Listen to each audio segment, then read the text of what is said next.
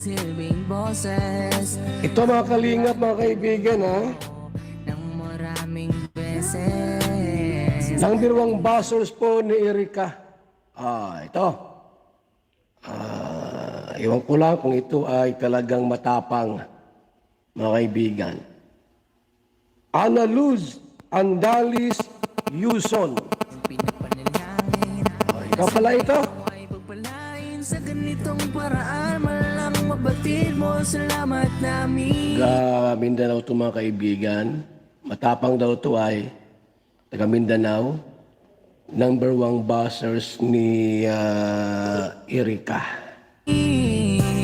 Kuya Bal, ikaw wala raw. Andalin, Ana Luz Andales Yuson.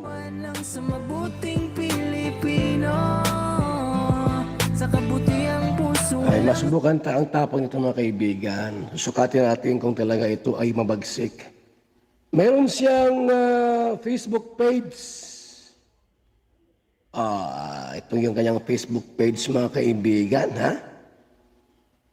Abay, marami rin mga upload videos. May mga patama itong maiging gurang na ini. An Kunyang Hong Kong. Founder, Sulid Rina Mimay. Galing magaling! Sila, wag silang tumigil sa paninira. Kung matapang sila. Wag silang mag-delete ng mga upload video, mga post nila. Diyan lang yan. Diyan lang yan. Kung talagang sila po ay matapang at mayroong paninindigan. Tuloy nyo lang po yan. At itry natin, mga kalingap, mga kaibigan, na magsampa ng reklamo.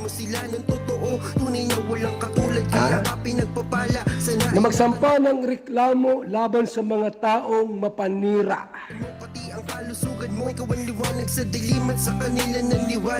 Galing kami ng swimming pool, mga kaibigan. Dumating kami po alas 12 rito, kaya kung hindi naantok, mga kalingap. Kami nag-swimming, kaya medyo gising pa po ang inyong abang lingkod. Walasawa tumutulong na may pag-usay, di namin malilimutan mga mabuti mong gawa. Nakasubaybay kami lagi na hanggang tulungan ka. Okay, mga matatapang dyan, tuloy nyo lang po yung inyong mga banat, balahora, pagmumura. Tuloy nyo lang yan. Mag-enjoy kayo. Mag-enjoy kayo. At kami po sa part namin, hindi kami sasagot. Pero makalinga, pero kami mga legal action na gagawin po namin para makita nyo kung ano ang hinahanap ninyo. Para ma-depress kayo. At kapag ma-depress kayo, maluluki kayo.